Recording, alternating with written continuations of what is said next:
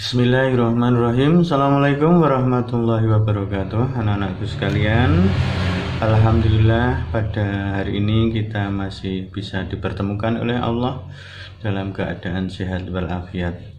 Anak-anakku sekalian, semoga kalian di rumah pada hari ini dalam keadaan sehat walafiat, juga beserta keluarga masih dalam lindungan Allah Subhanahu wa taala.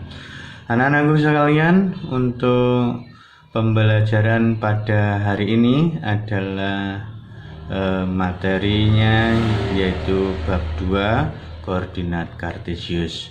Namun sebelumnya anak-anakku sekalian, sebelum kita mempelajari pelajaran yang Bais akan sampaikan pada kalian, marilah terlebih dahulu kita awali dengan membaca basmalah bersama. Bismillahirrahmanirrahim. Dan marilah kita ikuti pembelajaran bab 2 yaitu koordinat kartesius. Dari bab 2 yaitu koordinat kartesius. Untuk itu silahkan dibuka bukunya, untuk buku paketnya bab 2 yang berjudul koordinat kartesius.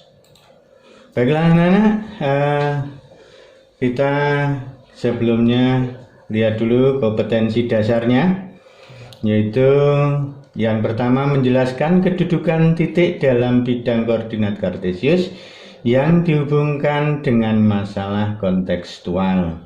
Yang kedua, menyelesaikan masalah yang berkaitan dengan kedudukan titik dalam bidang koordinat kartesius. Kegiatan 2.1, posisi titik pada bidang koordinat kartesius. Perhatikan di sini, ayo kita amati. Titik-titik pada bidang koordinat kartesius memiliki jarak terhadap sumbu X dan sumbu Y.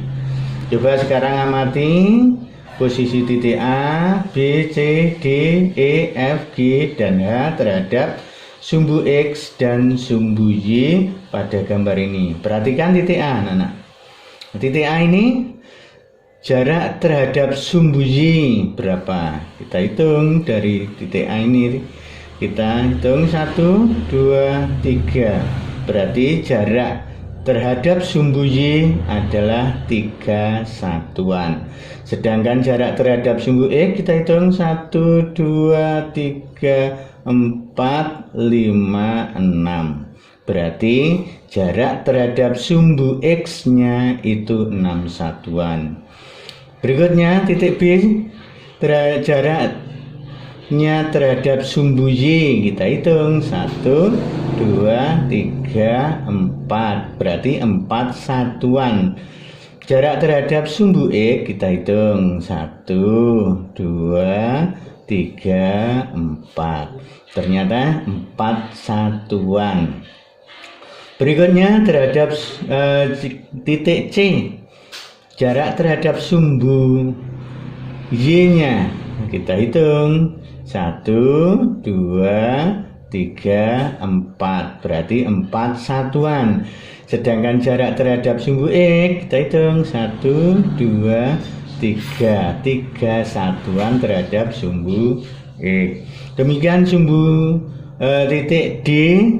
Kalian juga bisa menghitungnya, jarak terhadap sumbu Y dan sumbu X-nya. Coba kita hitung jarak terhadap sumbu Y. 1, 2, 3, 4, 5, 6. 6 satuan. Jarak terhadap sumbu X-nya kita hitung 1, 2, 3, 4, 5. 5 satuan. Kalau begitu kalian bisa menghitung juga yang F, titik F. Jarak terhadap sumbu Y kita hitung 1, 2, 3. 3 satuan. Jarak terhadap sumbu X kita hitung 1, 2, 3. 3 satuan. Nah, anak-anak, jarak itu selalu positif. Jarak itu selalu positif. Tidak ada jarak itu negatif. Nah, berikutnya ayo kita menalar. Amati titik-titik pada koordinat kartesius ini di samping ini dan istilah tabel berikutnya nanti. Kita lihat titik A. Titik A itu jaraknya terhadap sumbu Y, kita hitung 1, 2, 2 satuan. Terhadap sumbu X, kita hitung 1, 2, 3, 4, 5, 6 satuan. Nah, anak-anakku sekalian, berarti jarak terhadap sumbu X, kita lihat di sini Y-nya ada 6, dan terhadap sumbu Y kita lihat di sini angkanya. Nah, yang angka di depan berarti jarak terhadap sumbu Y, yang angka di belakang jarak terhadap sumbu X. Demikian juga ini. Tapi ingat, jarak itu selalu positif. Kalau begitu, kita lihat tabel yang harus kita lihat di tabel ini.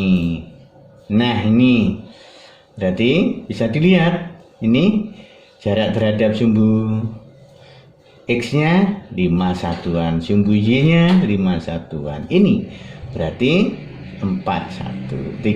Jarak terhadap sumbu X-nya 3 satuan. Yang ketiga yang ini jarak terhadap sumbu Y-nya 4 satuan. Tadi selalu positif.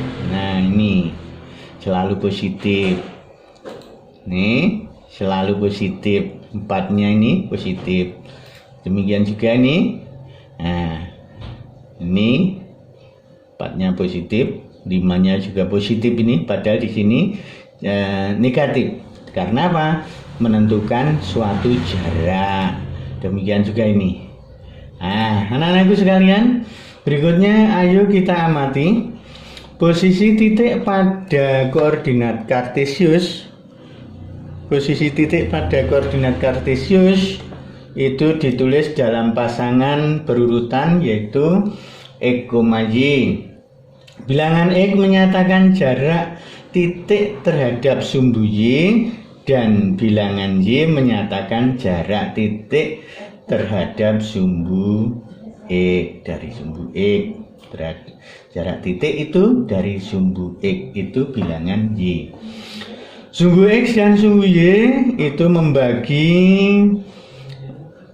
koordinat kartesius menjadi 4 kuadran, yaitu kuadran 1, kuadran 2, kuadran 3, kuadran 4. Kita lihat ulang. Nah, kita lihat ulang itu tadi.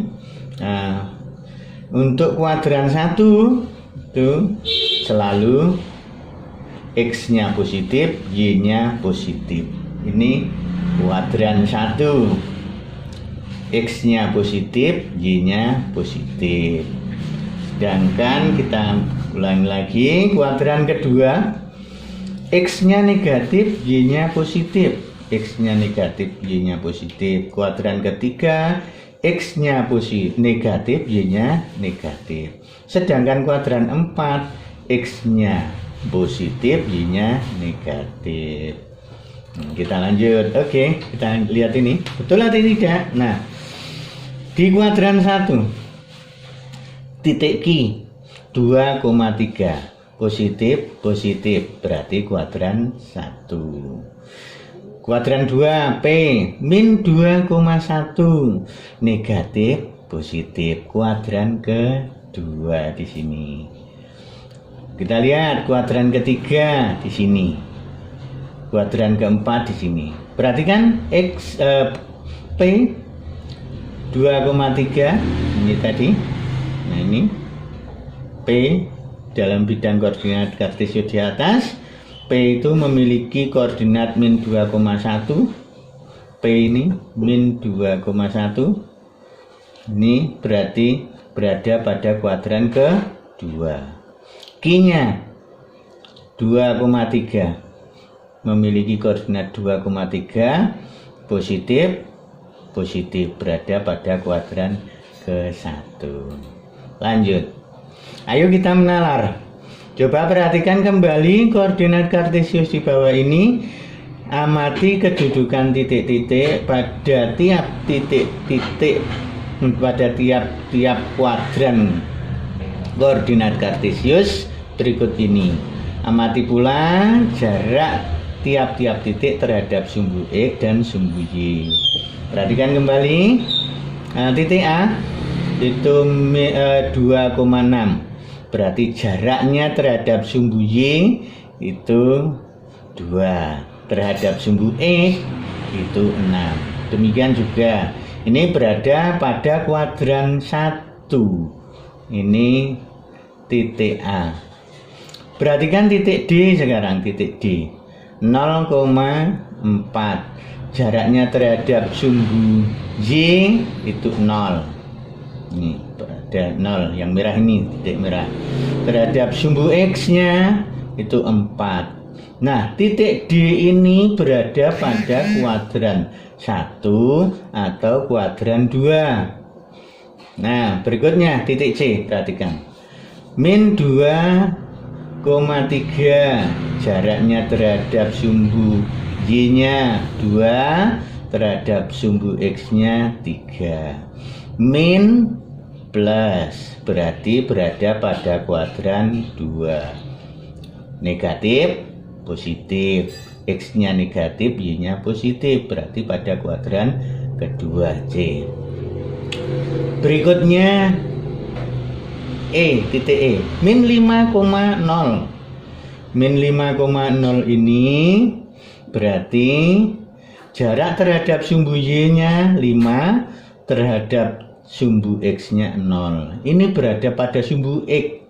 Berarti E ini terletak pada kuadran 2 atau kuadran 3. Berikutnya, untuk F min 5, min 3. Min 5 berarti jaraknya terhadap sumbu Y ini 3. Jaraknya terhadap sumbu X ini 5. Ini pada kuadran ke 3. Negatif, selalu kuadran ketiga. Berikutnya titik H. Ini anak-anak H. Ini berada pada sumbu Y. Pada sumbu Y. Jaraknya terhadap sumbu Y 0. Terhadap sumbu X-nya berarti 5. Ini titik H ini terletak pada kuadran 3 atau kuadran 4. Berikutnya G. Titik G ini 5, min 4. Jaraknya terhadap sumbu Y ini 5. Jaraknya terhadap sumbu X ini ada 4. Ini berada pada kuadran keempat. Positif, negatif. Ya, X-nya positif, Y-nya negatif pada kuadran keempat. Berikutnya untuk titik B ini tadi belum terlewatkan. 3,0 berada pada sumbu X. Nah, berada pada sumbu X, jarak terhadap sumbu Y-nya ini ada 3 satuan, terhadap sumbu X-nya 0. Ini titik B ini terletak pada kuadran ke-1 atau kuadran ke-4. Kita lanjut. Kegiatan 2.2, posisi titik terhadap titik asal 0,0 dan titik tertentu A, B. Ayo kita amati masalah 2.1. Nah, anak-anak, pernahkah kalian berkemah? Dalam perkemahan ada pos utama, ada tenda, ada pasar, ada pos-pos, ada kolam, dan lain-lain. Coba sekarang perhatikan denah perkemahan di bawah ini. Kita lihat di sini. Ini ada perumahan, ada pasar, ada pos, ada tenda 1, 2 ini. Pos utama. Pos utama itu di situ pada titik pusat yaitu 0,0. Sekarang perhatikan jarak perumahan terhadap pos utama. Ini berarti jaraknya ke kanan atau ke kiri dulu, setelah itu ke atas atau ke bawah. Ternyata perkemahan ini terhadap titik pos utama itu ke kanan. Kita hitung berapa satuan? 1, 2, 3, 4, 5, 6. 6 satuan ke kanan. Nah, ke atasnya berapa? 1, 2, 3, 4, 5. 5 satuan ke atas. Bisa ditulis 6,5. Berikutnya, jarak perumahan. Misalnya terhadap tanah lapang. Ini tanah lapang yang kuning agak-agak kuning tua. Perhatikan. Apakah ke kanan atau ke kiri? Oh, ternyata ke kanan. Ke kanan berapa satuan? Kita hitung 1, 2, 3, 4, 5, 6, 7, 8, 9, 10. Nah, 10 ke kanan, 10 satuan ke kanan dan ke atasnya. Kita lihat hitung 1, 2. 2 satuan ke atas. Nah, ini anak-anak. Berikutnya kita coba untuk ini hutan misalnya. Jarak hutan terhadap kedudukan hutan ini terhadap tenda 3 misalnya. Tenda 3 ini berada di ini, ternyata di Sumbu X ini. Ini tenda 3. Kita lihat berapa ke kanan atau ke kiri? Oh, ternyata ke kanan. Ke kanan kita hitung 1, 2, 3, 4, 5, 6. Berarti 6 satuan ke kanan dan kita hitung ke bawahnya 1, 2, 3, 4, 5. 5 satuan ke bawah. Nah, ke kanan atau ke bawah, ke atas itu kan kanan atas berarti positif. Kanan bawah berarti positif negatif. Kalau kiri bawah berarti negatif. Kita perhatikan, kita cari yang negatif. Kita coba kedudukan kolam terhadap pos utama. Nih, sama-sama birunya. Kedudukan kolam terhadap pos utama. Oh, ternyata di sebelah kiri. Ke sebelah kiri. Nah, kita hitung berapa satuan ke kiri. 1, 2, 3 satuan ke kiri dan 1, 2, 3 satuan ke bawah. Kita bisa tulis min 3, min 3. Kita lanjutlah ini. Setelah itu kalian bisa mengisi beberapa objek terhadap pos utama dan posisi terhadap tempat terhadap tanah lapang dan kolam dapat dituliskan pada tabel ini. Nah, ini tadi perumahan tadi sudah ya, 6,5 terhadap pos utama. Terhadap tanah lapang tadi sudah ya, 10,2. Nah, berikutnya ini coba pemakaman tadi. Pemakaman itu terhadap pos utama. Pemakaman, kita kembali pemakaman terhadap pos utama. Nih, ke kiri berapa langkah? 1, 2, 3, 4, 5. 5 ke kiri. 5 satuan ke kiri dan 1, 2 satuan ke bawah. Sehingga bisa ditulis nih min 5,2. 5 satuan ke kiri. Maaf, ini keliru, ini harusnya ke kiri dan 2 satuan ke bawah. Terhadap terhadap tanah lapang. Ini 1 satuan ke bawah, ke kiri, maaf ini keliru, ke kiri, dan 5 satuan ke bawah. Nih, dan selanjutnya kita bisa lanjutkan ternyata ini. Nah,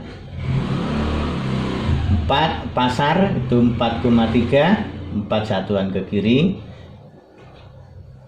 4 satuan ke atas, ke kanan, dan 3 satuan ke atas. Nah, ini terhadap tanah lapang 8 satuan ke kanan dan 3 satuan ke bawah. Terhadap kolam 7 satuan ke kanan dan 6 satuan ke bawah. Kita lihat. Nah, kita lihat tadi. Nah, ini kita lihat di situ. Berikutnya dapat kalian lanjutkan dan kalian dapat mengisi tabel di tabel berikut ini di buku kalian ada. Nah, ini kalian lanjutkan pada buku catatan kalian dan silahkan dikerjakan. Nah, untuk berikutnya silahkan kalian mencoba mengerjakan soal Ayo Kita Berlatih 2.1 pada halaman 52 dan 2.2 pada halaman 56 dan 57.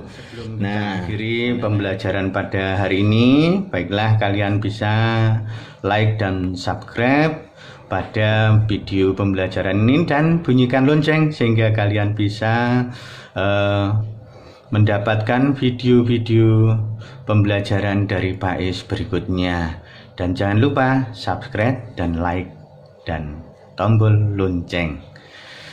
Akhirul kalam, billahi taufiq wal hidayah. Wassalamualaikum warahmatullahi wabarakatuh.